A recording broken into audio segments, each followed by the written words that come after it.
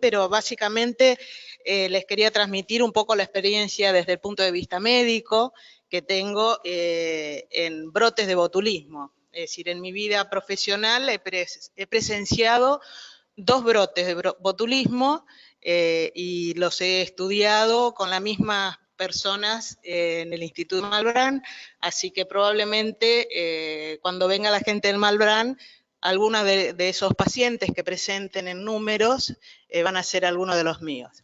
Primero les quería comentar un brote que viví en el año 1998, que comenzó como comienzan todos los brotes, con un paciente índice que se internó en una clínica en la provincia de Buenos Aires con una sintomatología, disculpen, estoy un poco engripada, se internó en una clínica con una sintomatología rara para el médico que lo atendía, era un médico clínico general, y lo que tenía el paciente era una parálisis facial. Básicamente lo que tenía era parálisis de los párpados, midriasis, diplopía para tragar. Esos fueron los primeros síntomas por los cuales se internó, porque no se sentía bien. Había comenzado 48 horas antes con un cuadro diarreico que se había autolimitado. El paciente se interna más que nada porque estaba deshidratado, como para ponerle un suerito simple a la casa, y durante la internación su parálisis, su diplopía se transforma, prácticamente no podía abrir los ojos, tiene una midriasis paralítica, progresa la parálisis hacia los miembros superiores, hacia los músculos respiratorios. Yo hasta ese momento era la infectóloga de consulta en esa clínica, y hasta ese momento no lo conocía al paciente. Llegó un día y me comenta el clínico, me dice, por favor, vení a verlo, no fiebre, no tiene glóbulos blancos altos, infectado, pero no sé lo que tiene, vení, míralo, por ahí a vos se te ocurre algo. Y así fui, lo miré y encontré un paciente que estaba totalmente paralizado ya, es decir, apenas respiraba, es decir, tenía una respiración muy superficial, prácticamente estaba con parálisis de los músculos respiratorios, no deglutía ya, es decir, tenía la salivación que le chorreaba al costado de la boca, tenía los ojos cerrados y estaba prácticamente, como decimos los médicos, en gasping, respirando muy superficialmente. La esposa me cuenta el cuadro que había antecedido, que había empezado todo con una diarrea y se había autolimitado, y un compañero, el señor era chofer de colectivo, y un compañero me llama, un compañero del que estaba de evento, me da un dato muy importante que me hace correr, básicamente, y me dice, un compañero de él que fue a la misma cena está acá internado a la vuelta con los mismos síntomas, a la vuelta del pasillo, a 3 habitaciones estaba el mismo compañero. Entonces, como este paciente estaba viendo en este momento no se podía comunicar porque estaba prácticamente con parálisis respiratoria, primero una terapia intensiva y me voy a interrogar al otro paciente. El otro paciente estaba lúcido, ya tenía diplopía y tenía dificultades para tragar. Había comenzado también diarrea que se había autolimitado hacía 48 horas. ¿Y qué tenían en común estos 2 pacientes? Habían ido a una cena de fin de año, esto fue a principios del año 1998, o sea, en este verano fue la fiesta de fin de año, una cena de fin de año donde habían ido 54 choferes de colectivo a hacer la despedida de fin de año. Comieron una comida y algunos empezaron a tener síntomas. Entonces, cuando yo veo esto, digo, bueno, es una intoxicación alimentaria, ya con el cuadro del paciente anterior, de una parálisis progresiva, que había empezado hacía 48 horas con midriasis, dificultad para tragar, y yo a las 48 horas me encuentro con un paciente prácticamente paralizado totalmente, se me despierta la alerta de pensar en una intoxicación botulínica, ¿sí? Ya teniendo al unísono que fueron a la misma cena, uno con un cuadro clásico de botulismo por la progresión y el otro iniciando un cuadro de botulismo también, porque ya tenía la dificultad para tragar, ya tenía la diplopía, Diplopía, por si no lo saben, es cuando se ve doble, porque se paralizan los músculos que manejan los globos oculares. Cuando se paralizan estos músculos, el ojo se vuelve incontrolable, entonces el paciente visco, ¿sí? Se pone visco y ve doble. Y otra cosa que pasa en el botulismo, y pasa bastante al principio, es que los músculos que controlan la pupila del ojo, ¿sí? El iris se abre y se cierra, que hace que uno, si hay mucha luz, el iris se achica mucho, y si está en la oscuridad, el iris se agranda. Eso que nos permite regular la entrada de luz al ojo, ese músculo también se paraliza.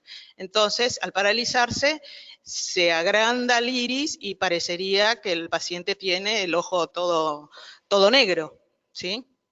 Bueno, estos dos pacientes ya tenían esos síntomas. El segundo paciente, el que estaba todavía lúcido y no tenía parálisis respiratoria, me cuenta, bueno, cuántas personas habían ido a la cena, lo que habían comido. Yo ya con un diagnóstico presuntivo de botulismo, hago pasar al primer paciente, al paciente índice, a terapia intensiva para que lo intuben, porque realmente estaba prácticamente en paro respiratorio.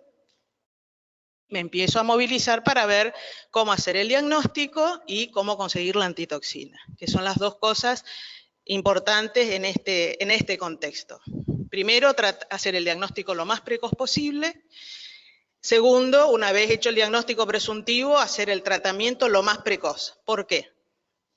Porque cuando uno tiene una intoxicación botulínica, lo que está actuando es la toxina desde el intestino a la sangre.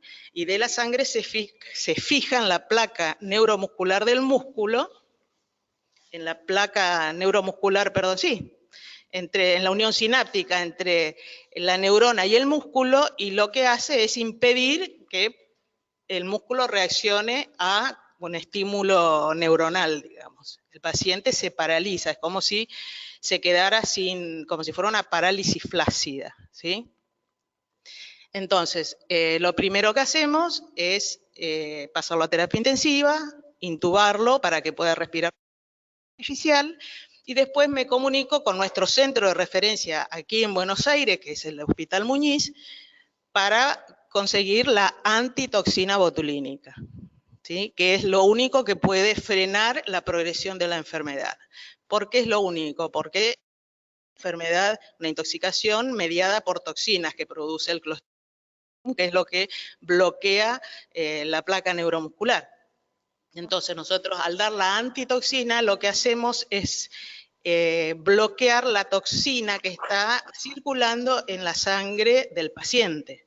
La que ya se fijó en el músculo, esa no es pasible de tratamiento, ya no se puede sacar de la placa neuromuscular. Por eso es tan importante hacer el diagnóstico precoz, ¿sí? Es decir, el diagnóstico precoz es importante porque cuanto antes uno le dé la antitoxina al paciente, menos toxina se va a fijar al músculo y paralizarlo, ¿sí? El paciente, el caso índice, llegamos bastante tarde porque ya estaba totalmente paralizado cuando yo lo vi. Igual le dimos la antitoxina para que no siga progresando la parálisis, pues las piernas no las tenía paralizadas, había paralizado hasta los músculos respiratorios, los intercostales. Entonces le dimos la antitoxina a y entró a terapia intensiva y después lo derivamos al Hospital Muñiz para que siga el tratamiento en un centro de referencia.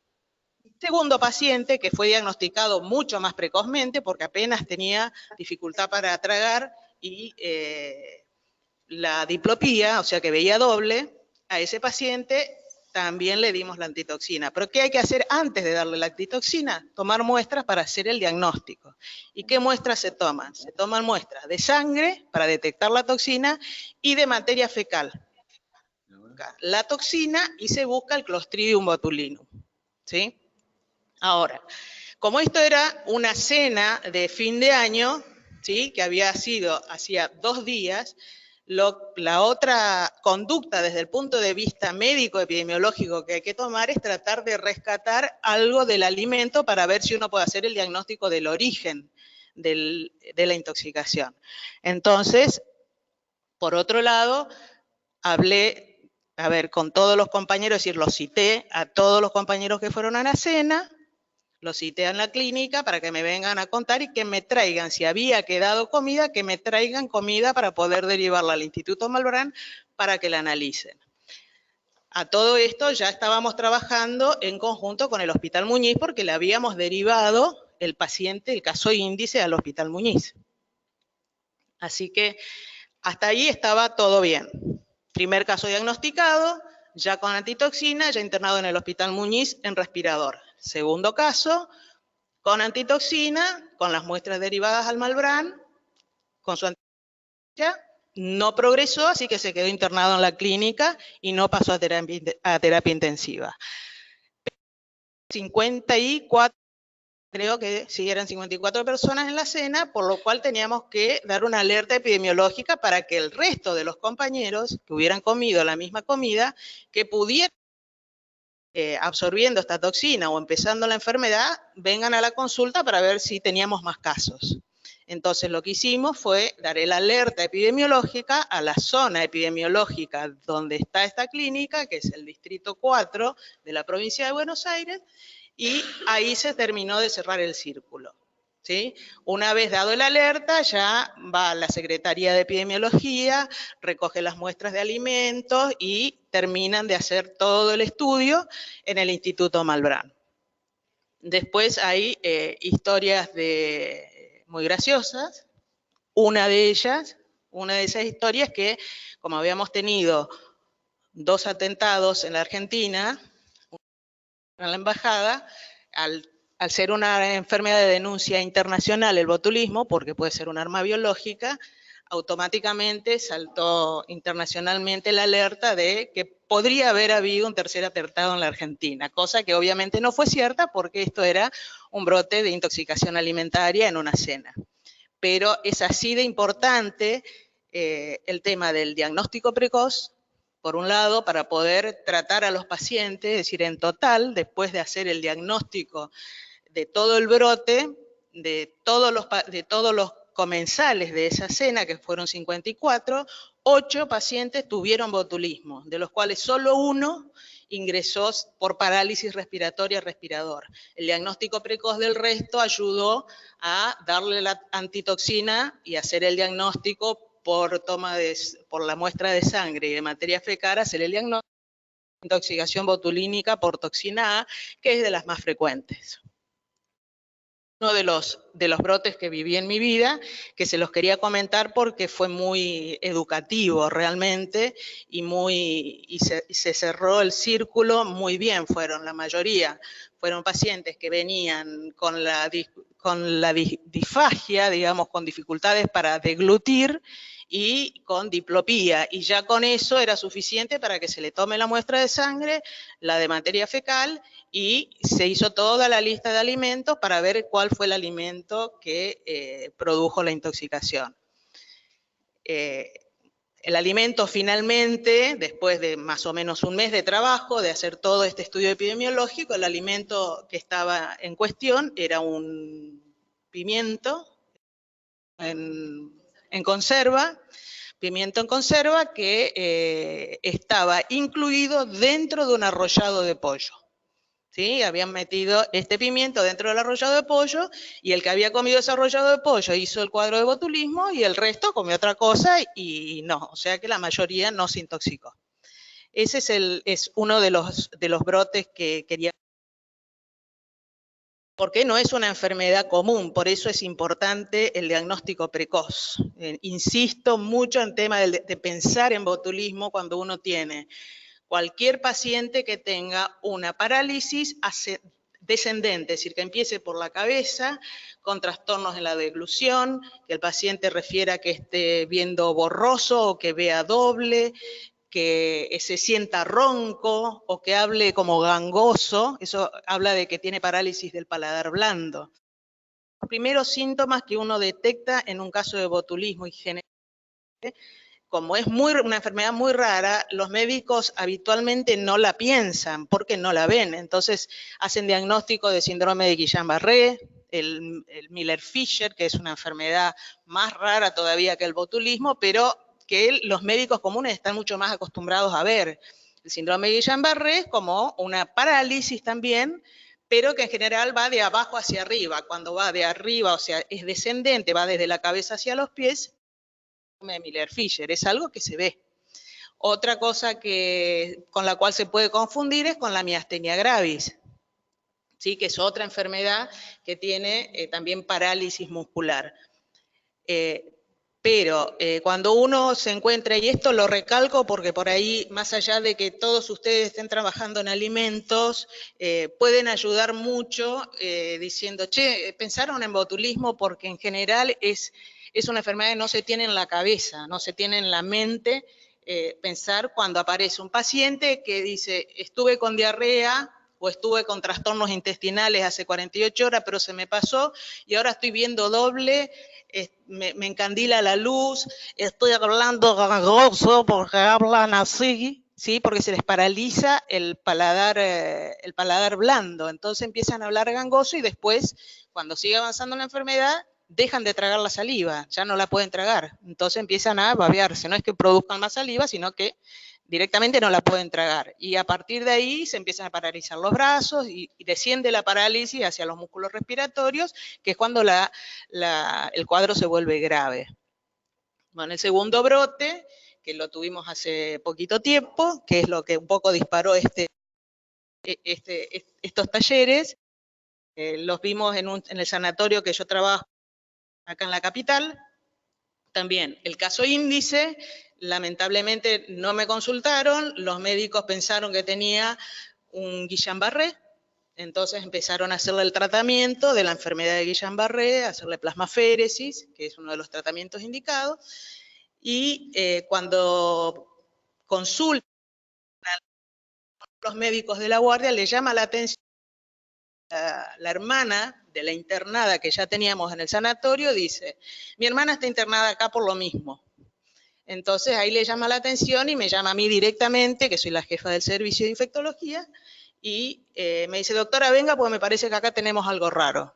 Y cuando yo la vi a la hermana, directamente hice el diagnóstico de botulismo, porque es decir, la chica tenía diplopía, había comido la comida esta, el hummus, había comido el hummus, que deben estar todos enterados que en el mercado, que se cerró la producción, había comido el hummus un día domingo y el día miércoles ya estaba con síntomas de botulismo, que era la voz muy gangosa prácticamente, no se le entendía, con diplopía, decía, veía doble y la encandilaba la luz, aunque visiblemente no estaba midriática. Si uno le miraba las pupilas, no estaba midriática, pero ella decía, me encandila la luz y eso significa que la pupila no puede regular la entrada de luz. Entonces hay momentos en que está midriática, otra que está miótica, o sea, la pupila está grande, está chica, y eso hace que la luz... Eso es uno de los síntomas que hay que preguntar. Para mí fue fácil porque yo ya tenía una paciente internada en la terapia intensiva que estaba en respirador, totalmente paralizada, con un diagnóstico de parálisis general, supuestamente por síndrome de Guillain-Barré. Ahí cambió totalmente el diagnóstico, entonces lo que hicimos fue sacarle sangre a las dos pacientes, tomar muestra de materia fecal, hacer la denuncia, la notificación obligatoria, inmediata, rápido, como para poder pesquisar la comida que habían es decir, que se pueda desde el punto de vista epidemiológico ir al lugar de producción del alimento que supuestamente las había intoxicado, y en el interrogatorio de la hermana, porque habíamos preguntado a la paciente anterior, a la que está en respirador aún, le habíamos preguntado si habían ingerido alguna comida y como era algo envasado, no le habían dado importancia y nos habían dicho que no.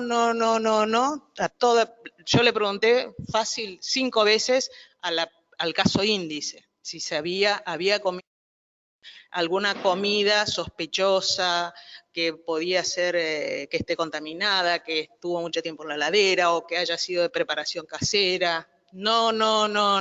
Cuando viene el segundo caso, la hermana, me dice, para mí es el hummus que compramos en tal y cual lugar. Claro.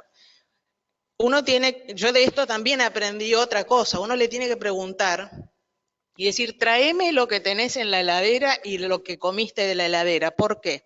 Porque en este caso, en estos dos casos en particular, lo que nos pasó es que el productor del hummus vendía el hummus en ferias y en frasquitos con etiqueta y todo el mundo pensaba que estaba habilitado para vender. Entonces, claro, uno va, compra, come y piensa que está comprando algo de marca registrada. Y esta fábrica de hummus no estaba ni registrada ni habilitada. Entonces, ahí es donde se perdió por ahí la oportunidad del diagnóstico precoz en el primer caso. En eso es el aprendizaje, el nuevo aprendizaje, con toda esta nueva moda de los alimentos orgánicos, hay mucha cosa que se prepara sin tener en cuenta los aditivos que hacen falta para que la comida no se contamine o que si está contaminada con Clostridium botulinum en particular, tenga las características de acidificación y como ya se van a explicar, ya lo habrán charlado o lo van a charlar, es decir, que la comida esté bien conservada como para que si está contaminada con un Clostridium, el germen no tenga la posibilidad de producir la toxina y si la produce esa toxina sea inactivada dentro del alimento. Acá lo que engañó a todo el mundo es que es perfectamente envasado con una etiqueta y entonces todo el mundo pensó que era una comida, era una marca registrada y totalmente habilitada. Entonces, a la hermana, al caso segundo, le dimos inmediatamente la antitoxina, lo único que tenía era disglusia, digamos, dificultad para tragar, era lo más grave que tenía, pesaba una pequeña parálisis de los hombros. Con eso, con la toxina, retrogradó todos los síntomas y no necesitó respirador y esa paciente ya está de alta. Lamentablemente no puedo decir lo mismo de la primera porque con esa paciente ya la antitoxina es efectiva en los primeros 5 días de la intoxicación, porque después del 5.º día lo que pasa es que se fija la placa neuromuscular y ya no hace efecto. Entonces, vuelvo a repetir, creo por 10ª vez, que lo más importante es el diagnóstico precoz, para poder darle la antitoxina antes del 5.º día de evolución, porque si no después ya no es efectiva, que es lo que nos pasó con el caso índice en este último episodio. Así que, bueno, no sé si quieren hacer alguna pregunta. En cuanto a la evolución de la enfermedad, una vez instalada la parálisis, es retrograda en forma al revés de lo que se instaló. Si se instaló de cabeza a los pies, retrograda desde los pies a la cabeza, es decir, al revés de la instalación. Pero lleva mucho tiempo porque se tiene que reinstaurar la placa neuromuscular, reformarse una serie de cosas en la placa neuromuscular que lleva mucho tiempo. Puede llegar hasta 6 meses la recuperación de un paciente de un botulismo. Imagínense estar 6 meses en respirador con todo lo que eso implica en cuanto a riesgos de infecciones a través del respirador artificial. Así que si quieren hacer más preguntas, corto hasta acá para no aburrirlos con tanta charla. Muchísimas gracias, María Teresa. La verdad que clarísimo. Vamos a habilitar ahora las preguntas que tengan sobre la enfermedad. Yo mientras tanto te voy preguntando, ¿hay posibilidad de secuelas? ¿Secuelas? ¿Hay posibilidad? Sí, en cuanto a las secuelas, acá lo más importante es rehabilitación precoz, es tener kinesioterapia motora, pasiva, por supuesto, porque el paciente está totalmente paralizado, pero tienen que trabajar los kinesiólogos para que no se le atrofian los músculos, porque si uno deja al paciente 6 meses acostado en una cama, se le atrofian los músculos de forma terrible, imagínense. Así que lo más importante es tener kinesioterapia motora precoz. Ni bien tiene el diagnóstico, se le da el tratamiento, si estamos en tiempo de dar la antitoxina y se empieza la recuperación motora. Eso es lo más importante. Perfecto. Ahí habilité las preguntas para que puedan escribir. Sé que ahora a medida que ustedes vayan publicando van a ir escuchando como interrupciones, este pitido que hace.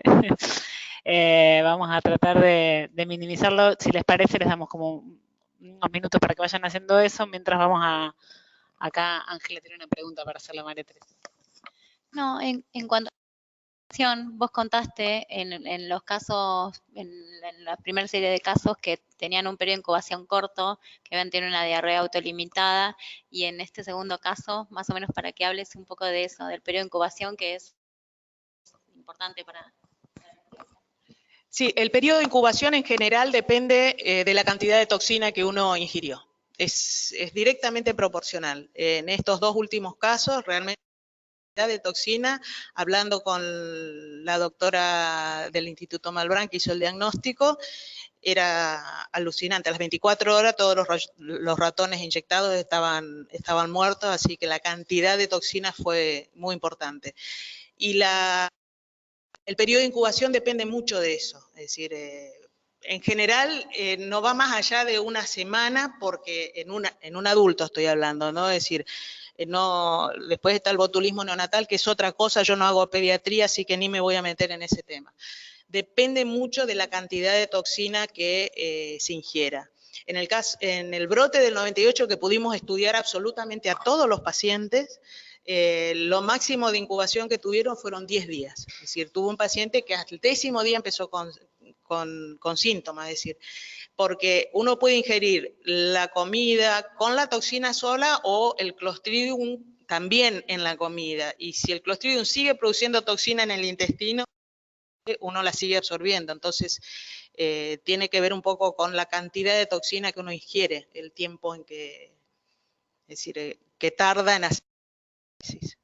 Pero en general son 24, 48, 72 horas, es lo habitual, es lo habitual.